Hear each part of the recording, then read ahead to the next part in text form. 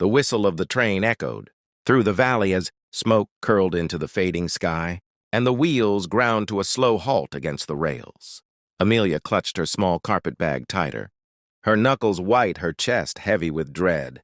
She had been sent across states to marry a man she had never met. A man described only in blunt words by her uncle, wealthy enough to provide, stern enough to control, and cruel enough not to be questioned. That warning had sat like a stone in her stomach during the entire rattling journey, and as the doors opened to the dusty platform of the western town, she stepped down with trembling legs. She had braced herself to see a cold figure, sharp-eyed, ready to claim her as though she were nothing more than property delivered by rail. But instead, her eyes caught a tall cowboy waiting alone at the platform, broad-shouldered under the fading sun, his hat tilted low, his stance steady yet calm. He removed his hat slowly as he approached, his brown hair tousled by the wind, his leather vest worn from work, his gun holster gleaming at his side, though it was clear by the softness in his gaze that he did not rely on it to make his presence known.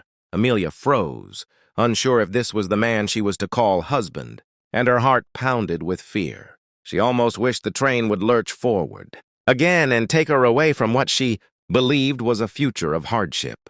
But then his voice, warm and low, cut through the restless sounds of the station as he said, "You must be Amelia." She swallowed and nodded, her eyes darting downward as she clutched her bag. "Yes, sir," she whispered, her throat dry, expecting commands, expecting harshness.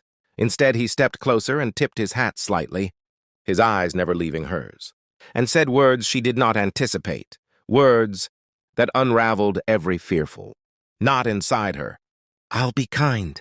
For a long moment, she couldn't breathe.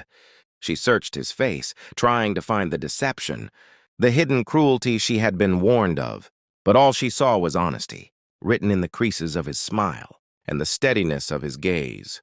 He reached out his hand, not to grab, not to pull, but to offer. And though her fingers shook, she placed her hand in his and he wrapped it gently, as if she were the most delicate thing he had ever held. As he led her toward the wagon waiting by the post, she glanced over her shoulder, at the train that had carried her away from everything she once knew. For the first time, she felt a small flicker of something unexpected, hope. The road from the station was long and dusty, stretching out into the endless prairie where the sun dipped low, painting the sky in streaks of orange and violet. He guided the horses with an ease that spoke of years spent under open skies. And though silence filled the air between them, it was not the sharp silence of intimidation, but the gentle quiet of a man who did not wish to rush her. Softly, his eyes fixed on the horizon. "But I'm not here to break you, Amelia. I'm here to build something with you, together." Her breath caught at his words. No one had ever spoken to her like that. Not as if her worth was equal, not as if she had a say in her own life. She had been sent like a parcel, but this man, this cowboy, was offering something she hadn't dared imagine: choice. The ranch came into view as the wagon rolled along a winding dirt path, a sturdy homestead surrounded by grazing horses and cattle.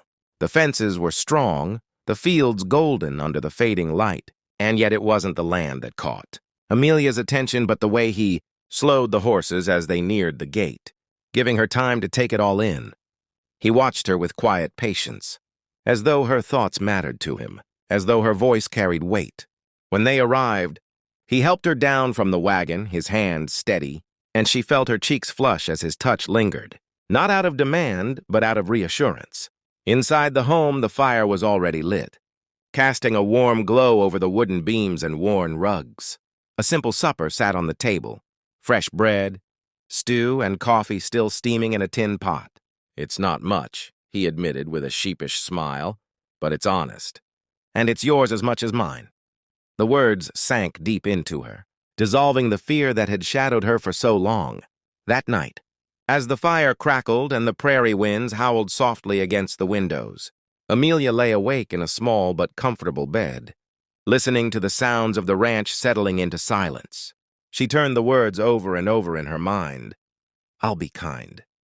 In them, she found more than a promise. She found a new beginning. The days that followed brought challenges, early mornings, long hours, the labor of tending to the land.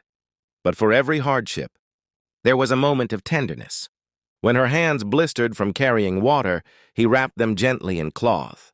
When the loneliness of her past crept into her thoughts, he sat beside her beneath the stars, telling stories that made her laugh until tears shone in her eyes. And when fear tried to whisper that cruelty would surely come, his steady presence silenced it.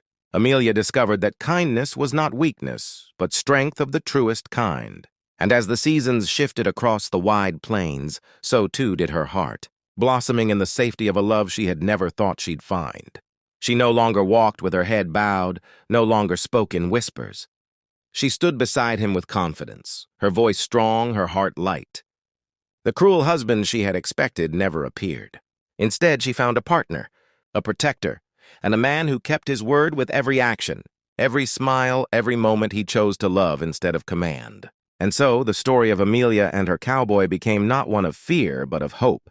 Not of control, but of freedom. Not of cruelty, but of kindness.